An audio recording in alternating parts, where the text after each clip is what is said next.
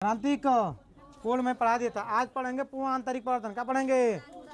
तो क्रांतिक कोण को थोड़ा सा एक बार रिवाइज करा दूं ताकि पूर्ण आंतरिक परिवर्तन समझ में कोई दिक्कत ना हो, क्योंकि क्रांतिक कोण से ही रिलेटेड हमारा पूर्ण आंतरिक परिवर्तन है। ठीक है, चलिए ध्यान से देखिएगा। देखो बालक इधर, क्रांतिक कोण के लिए मैंने बताया था कि जैसे मान लीजिए एक ये तल है और तल के नीचे है सघन माध्यम। कौन माध्यम? सघन माध्यम। और तल के ऊपर है विरल माध्यम। कौन माध्यम? तल के नीचे सघन माध्यम, तल के ऊपर, तल के नीचे सघन और ऊपर कौन सी? अब मान लो प्रकाश सघन से जा रहा है विरल में। सघन से कहाँ जा रहा है? सघन से विरल में प्रकाश जा रहा है।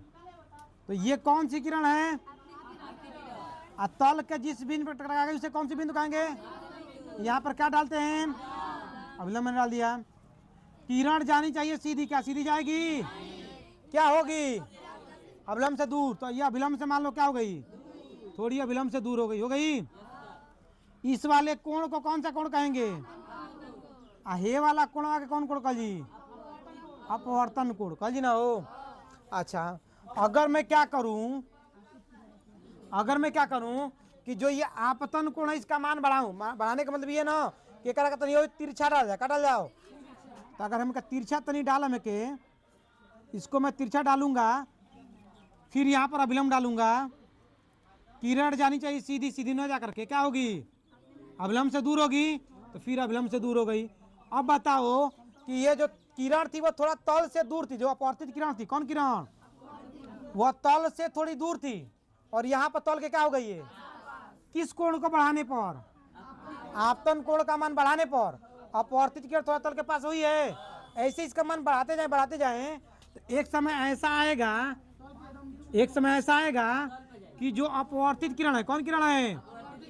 किसको छूती हुई जाएगी? तल को छूती हुई चली जाएगी।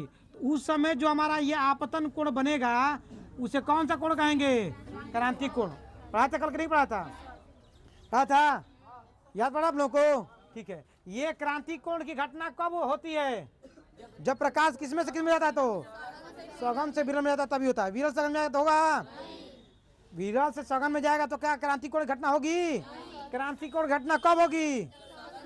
जब सघन से प्रकाश विरल में जाएगा तभी क्रांतिक कोण की घटना होगी। समझ में आ रहा ना? जब सघन से विरल में प्रकाश जाएगा तभी क्रांतिक कोण की घटना होगी। समझ में आ रहा ना? ठीक है, तो सुन लीजिए एक बार और क्रांतिक कोण को, उसके बाद हम लोग आए पूर्णांतरिक परिवर्तन पर। ठीक ना? देखिए, जब हम लोग क्या करते हैं, जब प्रकाश हम लोग सघन से विरल में डालते हैं, या जब प्रकाश सघन से विरल में जाता है और आपतन कोण का मान धीरे धीरे हम लोग क्या करते हैं? बढ़ाते हैं, तो एक समय स्थिति ऐसी आती है कि अपवर्तित किरण तल को क्या होती है? छूती चली जाती है। उस समय का जो आपतन कोण होता है उसे कौन सा कोण कहते हैं? क्रांतिक कोण। उस समय जो आपतन कोण होता है उसे कौन सा कोण कहते हैं? क्रांतिक कोण कहते हैं। बात में आगे देना गया? आ गया? अच्छा, जिस समय अपवर्तित किरण तल को छूती हुई जाएगी उस समय अपवर्तन कोण का मान कितना होगा? अपवर्तन कोण का मान कितना होगा? 90 अंश होगा। यानी आर का मान होगा 90 अंश। आर का मान कितना होगा हम लोग का? समझ बता रहा है? तो इसको दूसरे तरीके से भी बताया सकता था। कैसे? कि जब प्रकाश सघन माध्यम से विरल माध्यम में जाता है, आपतन कोण का मान बढ़ाते हैं तो किसका मान बढ़ता है? अपवर्तन कोण का मान नहीं बढ़ रहा है। देखो, नहीं बढ़ रहा है। जब आपतन कोण का मान बढ़ाते तो अपवर्तन कोण का मान भी क्या होता है? एक समय स्थिति ऐसी आती है कि अपवर्तन कोण का मान कितना अंश हो जाता है? तो उस समय जो आपतन कोण होता है उसे कौन सा कोण कहते हैं? ऐसे ही बता सकते थे। कौन जाएंगे? तल को छूती हुई बोलेंगे। जिस समय जब सघन माध्यम से विरल माध्यम में प्रकाश जाता है और आपतन कोण का मान बढ़ाते जाएंगे तो जिस समय अपवर्तन कोण का मान कितना अंश हो जाएगा, उस समय जो आपतन कोण का उसे कौन सा कोण कहेंगे? अब तो ध्यान सुनिए जा, सघन माध्यम और विरल माध्यम दोनों कैसे माध्यम होते हैं? दोनों कैसे माध्यम होते हैं? दोनों पारदर्शी माध्यम होते हैं कि नहीं होते हैं? सघन माध्यम और विरल माध्यम दोनों कैसे माध्यम होते हैं? तो ये भी पारदर्शी और ये भी क्या है? बात को नोट रखे ना, इस बात को नोट रखे ना कि सघन माध्यम भी कैसा माध्यम है और विरल माध्यम भी कैसा माध्यम है। बस में लो, दोनों कैसे माध्यम है, इस बात को आप नोट रखे रहेंगे कि ये भी पारदर्शी है, ये भी पारदर्शी। समझ में आता रहा है कि ये भी सघन भी क्या है, मैंने नीचे पारदर्शी बा, ऊपरों का बा। पढ़े हो ना? अब ध्यान सुना, अब मैं क्या करूं,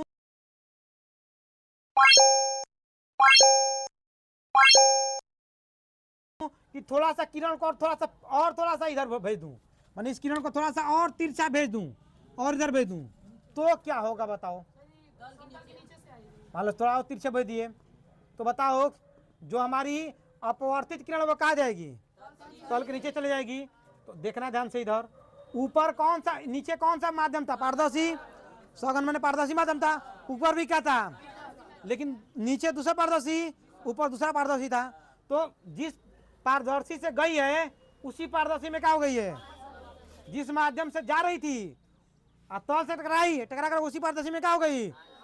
तो बताओ जब किसी पारदर्शी माध्यम से प्रकाश जाता है और फिर उसी पारदर्शी में लौट आता है तो उस घटना को क्या बोलते हैं, परावर्तन। क्या बोलते हैं, इसका मतलब यहाँ परावर्तन का घटना हो रही कि नहीं हो रही है, परावर्तन घटना हो रही कि नहीं हो रही, बताओ परावर्तन घटना हो रही है ना।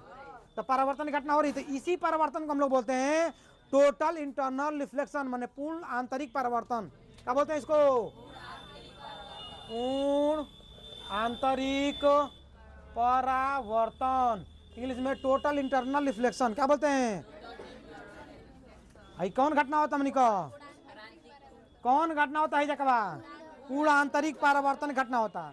एक कंडीशन बताओ, आपतन कोण आक्रांतिक कोण में क्या संबंध हुई, कौन बड़ हुई कौन छोटी, चाहे का दोनों बराबर है सो, बराबर जब वही से तो हमनी का परिस्थिति का तल के ना छूती हुई जाई, हेकरा के औरी का कैला हो, बढ़ैला हो ना। तो आई का मान घटल कि बढ़ल, आई का मान बढ़ गया, लेकिन सी का मान अब छोट ना हो गई, सी है तने पर ना बस बा फिक्स बा। तो सी का मान का रही हमनी को कम रही, केवना से, आई से। तो जब आपतन कोण का मान अधिक हो जाए किसे, क्रांति कोण से, तो अपवर्तित तो किरण तल से टकराती है, टकरा कर उसी माध्यम में क्या होती है, और इस घटना को ही क्या बोलते हैं। तो पूर्ण आंतरिक परावर्तन घटना कब होगी, जब प्रकाश किसमें से किसमें जाएगा, तो सघन से विरल में जाएगा। तो क्रांति कोण की भी घटना सघन से विरल में जाएगा, तो विरल सघन में जाएगा तो नहीं होगा, सघन से विरल में जाएगा तभी होगा, बात में रहा है। तो पूर्ण आंतरिक परावर्तन घटना कब होगी, जब सघन से ये कब होगी बताओ, जब आपतन, जब प्रकाश तो सघन से विरल में जाएगा, और जब आपतन कोण का मान किससे अधिक हो जाए, क्रांति कोण से अधिक हो जाए, तो किरण तल से टकराएगी और दूसरा पारदर्शी में नहीं जाएगी। बता, एगो पारदर्शी से गईल और दूसरा पारदर्शी में नहीं जात, वापस कहाँ चले होता, उसी पारदर्शी में। तो इसीलिए इसको बोल रहे हैं, क्या बोल रहे हैं हम लोग, पूर्ण आंतरिक परिवर्तन बोल रहे हैं। कह बजे सर जी के पढ़ला से फायदा क्या मिलल, तब पढ़ला से छेला ई फायदा मिलल न कि तुम लोग हीरा का नाम सुनले बल जा, हीरा, हीरा का प्रयोग कहाँ आदमी करला, बताइए हीरा का प्रयोग लोग क्यों करते हैं, बड़ा बड़ा डील करेगा दिन क्या काटल जाला, हाँ उसे कांच काटा था, क्या काटता है वो तो ही, और ही कौन प्रयोग कहीं कर जाला, कांच काटे के तो बहुत कम प्रयोग कर जाला, ठीक बा। अब बताओ कि हीरा सस्ता बा कि महंगा बा, तब कांच काटे के प्रयोग करबो तो धीरे खत्म हो, तो इतना आसानी से मिली कांच। हीरा बहुत बहुत कम जगह का प्रयोग किया था हीरा, कांच काटने के लिए हीरा का प्रयोग, ठीक ना। लेकिन हीरा जैसे एक और धातु होता है, उसका लेप लगा होता है, क्या लगा होता है, उसी से कांच को काटा जाता है, न कि हीरा होता है, ठीक ना। अच्छा, लेकिन हीरा का प्रयोग ज्यादातर कहाँ किया जाता है, आभूषण के लिए ज्यादातर कहाँ किया जाता है, आभूषण जाना जा, आभूषण बनाने के लिए ज्यादा प्रयोग किया जाता है, किसका, हीरा का प्रयोग। हीरा का प्रयोग ज्यादा कहाँ किया जाता है, बहुत ज्यादा आभूषण बनाने के लिए, क्या बनाने के लिए, आभूषण जान जा, गहना बनाओ खातिर, कौन चीज बनाओ खातिर, केहू हीरा का गला में पहन लेला, केहू हीरा कान में पहन लेला, केहू हीरा का हाथ में पहन लेला, अंगूठी पहन लेला, जानता जाना। तो हीरा का क्या बनाओ जाला, आभूषण। हीरा आभूषण काहे लिए प्रसिद्ध है, हीरा का आभूषण काहे लिए प्रसिद्ध है? हीरा महंगा था इसीलिए, हीरा महंगा होता है इसीलिए हो, हाँ। हीरा की एक विशेष चमक होती है, हीरा की एक विशेष क्या होती है, वो प्रकाश पड़ी कि ना तो बहुत तेज चमकी, प्रकाश पर पड़ेगा तो क्या करेगा, बहुत तेज चमकेगा, बात में रहा है। यदि उस पर प्रकाश पड़ेगा, हीरा पर प्रकाश पड़ेगा तो क्या चमकेगा, बहुत तेज चमकेगा। इसीलिए हीरा का जो है प्रयोग आभूषण में किया जाता है। तो हीरा क्यों चमकता है, उसका रीजन यहीं पर छुपा है। देखो हीरा को जो बनाने वाले होते हैं, हीरा को जो क्या होते हैं, बनाने वाले। दोनों आभूषण के बनावे वाला क्या कहला आदमी, जौन आभूषण बनावे क्या कहल जाला, सोनार। तो हीरा बनावे जौन सोनार हो ना, सब जो सोनार होते हैं वो हीरा की ऐसी कटिंग करते हैं। देखल बा फिल्म उलिम में देखावेला, कौन धारावाहिक में चाहे फिल्म में देखा जा, तो हीरा के दिखाई ना, तो हीरा के हेंगे देखा देखा जा क्रिस्टली रूप में हेंगे देखा बा जंगने हेंगे ना देखा लगने ना। तो हीरा का कटिंग होला, हीरा का होला, तो हीरा कटिंग ऐसा होला ना कि जो में प्रकाश जब में जाओ, जब प्रकाश में का को, तो प्रकाश में अंदर चल जाओ, लेकिन अंदर से बाहर ना निकलो, चूंकि एक अंदर वायु बाहर का बा निकल अहिनियो का बा हई मान ला हीरा हई का हो। तो बताओ तो वायु और हीरा में कौन का पर्तनांक ज्यादा होला, वायु और हीरा में कौन का पर्तनांक ज्यादा होला, हीरा का पर्तनांक ज्यादा होला वायु का। तो वायु और हीरा में कौन विरल कौन सघन हुई, वायु विरल, हीरा का हुई। तो देखो विरल से सघन में प्रकाश जाता, लेकिन जैसे ही अंदर गई ना तब अंदर अब सघन हो गई, सघन से फिर क्यों ना में निकल जाता, मैंने सघन से क्यों ना निकल जाता, विरल में सघन से विरल में निकल जाता। तो जैसे ही तल से टकराई तो ओकर मान जो बा एकर आतन कोण का मान केवना से अधिक हो जाई, सी से अधिका हो जाई, और फिर वापस कहाँ चली आई, वापस फिर बाहर निकल जाई। तो जब वापस बाहर निकली तो शीशा कबो चमकले बल जा, कबो शीशा चमकले बल जा, तो का होला देखल प्रकाश टकराला फिर जाला वापस, तो कितना तेज चमकेला। तो वह कहानी आई जाओ, जब प्रकाश अंदर जी और फिर वापस निकल जाई तो हीरा का चमकी बहुत तेज चमकी, हीरा का चमकी बहुत तेज चमकी। तो हीरा की कटिंग की जाती है कि प्रकाश बाहर ना निकल पाओ, प्रकाश बाहर, अंदर तो जाओ लेकिन फिर अंदर से फिर का हो जाओ, वापस लौट जाओ, तो चमकी हो ज्यादा। वही से हीरा का जौन बा आभूषण का प्रयोग कर जाला ज्यादा। बात बोल ना, हीरा का प्रयोग आभूषण में इसलिए किया जाता है, इसकी कटिंग की जाती है, और कटिंग करने के बाद इसका ऐसा बना दिया जाता है कि हीरा में जब प्रकाश प्रवेश करे तो अंदर तो चला जाए लेकिन बाहर ना निकल पाए, फिर वापस चला जाए वापस, तो वो चमकेगा बहुत तेज। ठीक है, इसलिए इसका प्रयोग किया जाता है आभूषण में। बात में लेकिन आई लो तो क्रांतिक पूर्णांतिक परिवर्तन का प्रयोग यहाँ पर किया जाता है। और भी बहुत जगह होते हैं, बहुत ऐसे जगह होते हैं जहाँ पर पूर्णांतिक परिवर्तन का प्रयोग होता है।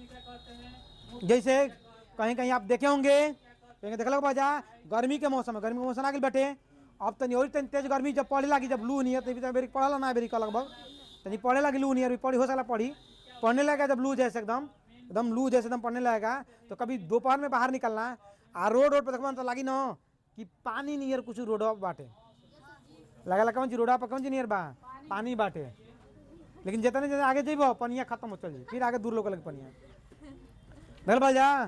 तो उसके किसके कारण दिखाई था, वो पूर्णांतरिक परिवर्तन के कारण। बस में लो, बस में रहा है। तो क्रांति कोण और पूर्णांतरिक परिवर्तन में कोई दिक्कत है बताइए। कल क्रांति कोण का मैंने सूत्र का डेरिवेशन भी किया था, क्या डेरिवेशन किया था याद है आप लोगों को, क्या क्या था, अपवर्तनांक और क्रांति कोण में संबंध मैंने निकालता।